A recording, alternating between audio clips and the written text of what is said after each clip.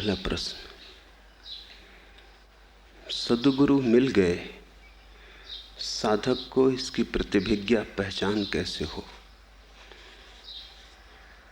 साधक हो तो क्षण भर की देर नहीं लगती, साधक ही न हो तो प्रतिभिज्ञा का कोई उपाय नहीं। प्यासा हो तो पानी मिल गया,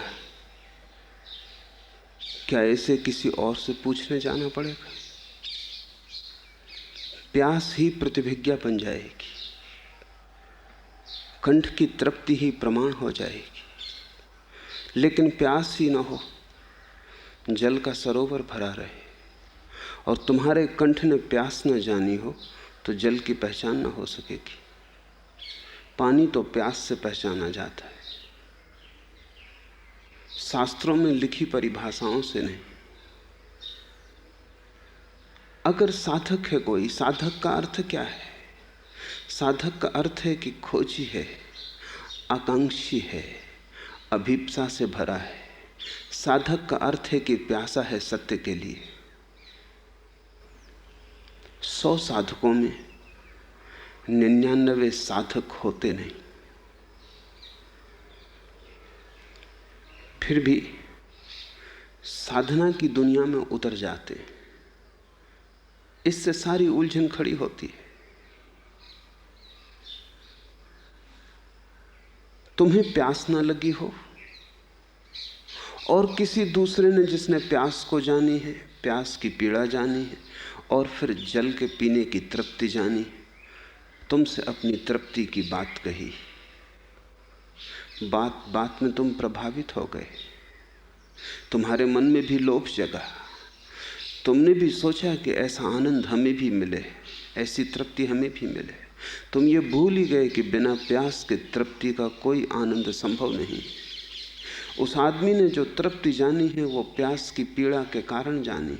जितनी गहरी होती है पीड़ा उतनी ही गहरी होती है तृप्ति, जितनी छिछली होती है पीड़ा उतनी ही छिछली होती है तृप्ति। और पीड़ा हो ही ना, और तुम लोभ के कारण निकल गए पानी पीने, तो प्यास तो है ही नहीं, पहचानोगे कैसे कि पानी है? शास्त्र की परिभाषाओं के अनुसार समझ लिया कि पानी होगा तो हमेशा संदेह बना रहेगा, क्योंकि अपने भीतर तो कोई भी प्रमाण नहीं है। तुम्हारा कोई संसर्ग तो हुआ नहीं जल से, जलधार से तुम्हारे प्राण तो जुड़े नहीं, तुम तो दूर ही दूर बने रहे हो। और तुम पानी पी भी लो बिना प्यास के, और ठीक असली पानी हो तो भी तो आनंद उपलब्ध न होगा। उल्टा भी हो सकता है कि वमन की इच्छा हो जाए, उल्टी हो जाए। प्यास न हो तो पानी पीना खतरनाक है, भूख न हो तो भोजन कर लेना महंगा पड़ सकता है। सत्य को चाहा ही न हो तो सद्गुरु का मिलना खतरनाक हो सकता है। 100 में से 99 लोग तो लोभ के कारण उत्सुक हो जाते। उपनिषद गीत गाते हैं, दादू कबीर उस परम आनंद की चर्चा करते हैं। सदियों सदियों में मीरा और नानक चैतन्य नाचे हैं, उनका नाच तुम्हें छू जाता, उनके गीत की भनक तुम्हारे कान में पड़ जाती, उन्हें देखकर तुम्हारा हृदय लोलुप हो उठता है, तुम भी ऐसे होना चाहोगे। बुद्ध के पास जाकर किसका मन नहीं हो उठता कि ऐसी शांति हमें भी मिले? लेकिन उतनी अशांति तुमने जानी है जो बुद्ध ने जानी, वही अशांति तो तुम्हारी शांति का द्वार बनेगी। तुमने उस पीड़ा को झेला है जो बुद्ध ने झेली, तुम उस मार्ग से गुजरे हो कंठ का किरण जिससे बुद्ध गुजरे, तो मंजिल पर आकर जो वो नाच रहे वो उस मार्ग के सारे दुख अनुभव के कारण। तुम सीधे मंजिल पर पहुंच जाते हो, मार्ग का तुम्हें कोई पता नहीं। मंजिल भी मिल जाए तो मिली हुई नहीं मालूम पड़ती, और संदेह तो बना ही रहेगा।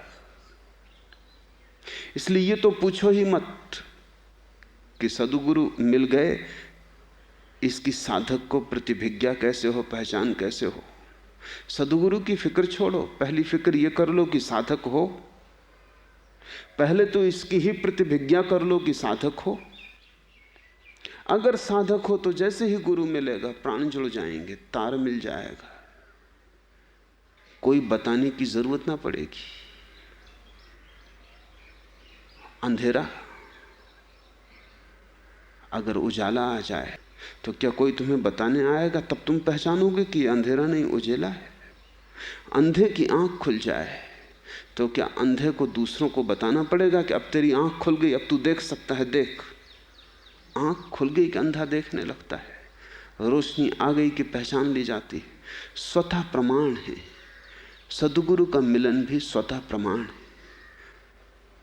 नहीं तो आखिर में तुम सवाल पूछोगे कि जब परमात्मा मिलेगा तो कैसे प्रतिभिज्ञा होगी, कैसे पहचानेंगे कि यही परमात्मा है। कोई जरूरत ही नहीं है। जब तुम्हारे सिर में दर्द होता है तब तुम पहचान लेते हो दर्द, और जब दर्द चला जाता है तब भी तुम पहचान लेते हो कि अब सब ठीक हो गया, स्वस्थ। दोनों तुम पहचान लेते हो। जब प्राणों में पीड़ा होती है तब भी तुम पहचान लेते हो, जब प्राण तृप्त हो जाते हैं तब भी पहचान लेते हो। नहीं, कोई प्रतिभिज्ञा का शास्त्र नहीं, जरूरत ही नहीं। लेकिन भूल पहली जगह हो जाती। लोभ के कारण बहुत लोग साधना में प्रविष्ट हो जाते हैं, और अगर लोभ के कारण प्रविष्ट न हो तो भय के कारण प्रविष्ट हो जाते। वो एक ही बात है। लोभ और भय एक ही सिक्के के पहलू हैं। कोई इसलिए परमात्मा की प्रार्थना कर रहा है कि डरा हुआ है, भयभीत है। कोई इसलिए प्रार्थना कर रहा है कि लोभातुर है। पर दोनों एक ही सिक्के के पहलू हैं। दोनों में कोई भी साधक नहीं है। साधक का तो अर्थ यह है कि जीवन के अनुभव से जाना कि जीवन व्यर्थ है, जीवन से गुजर के पहचाना कि कोई सार नहीं, हाथ सिवाय राख लगी कुछ भी ना लगा। सब जीवन के अनुभव देख लिए और खाली पाए पानी के बबूले हुए सिद्ध। जब सारा जीवन राख हो जाता है, जो भी तुम चाह सकते थे, जो भी तुम मांग सकते थे, जो भी तुम्हारी वासना थी, सब व्यर्थ हो जाती, सब इंद्रधनुष टूट जाते हैं,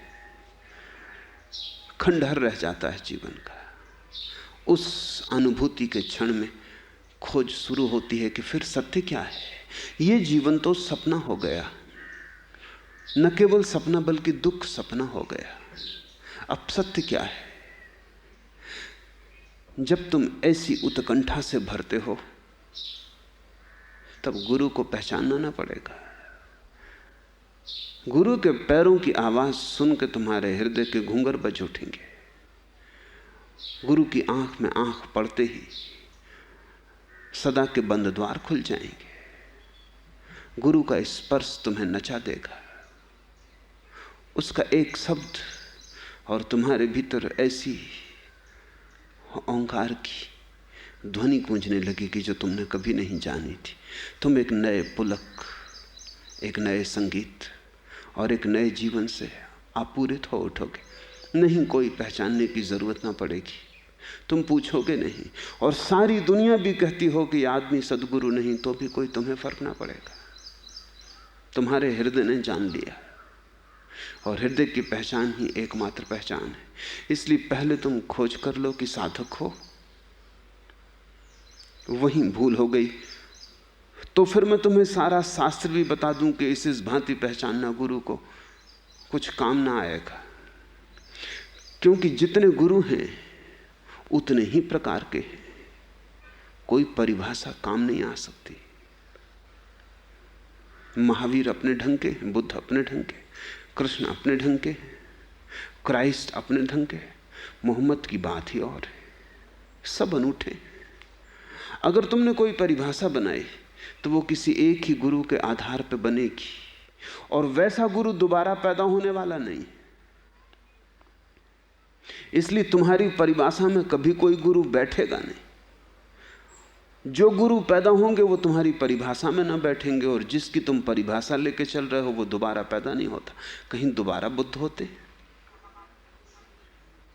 कहीं दोबारा महावीर होते, नाटक करना एक बात है, दोबारा महावीर होना तो बहुत मुश्किल है। अभिनय और बात है, रामलीला की बात मत उठाओ, राम होना बहुत मुश्किल है। अगर तुमने किसी की परिभाषा पकड़ ली तो तुम मुश्किल में पड़ोगे, क्योंकि उस परिभाषा को पूरा करने वाला दोबारा ना आएगा। वो आ चुका और जा चुका, और जब वो आया था तब तुम पहचान ना सके, क्योंकि तब तुम कोई दूसरी पुरानी परिभाषा लिए बैठे थे। महावीर जब मौजूद थे तब तुम्हारे पास कृष्ण की परिभाषा थी। महावीर बिल्कुल बैठे ना उस परिभाषा में। हिंदू शास्त्रों ने महावीर का उल्लेख ही नहीं किया। इतना महिमावान पुरुष पैदा हुआ है, और इस देश का बड़े से बड़ा धर्म, इस देश की बहुसंख्या के शास्त्र उसका उल्लेख भी नहीं करते। क्या बात हो गई होगी? एक बार महावीर का नाम नहीं लेते।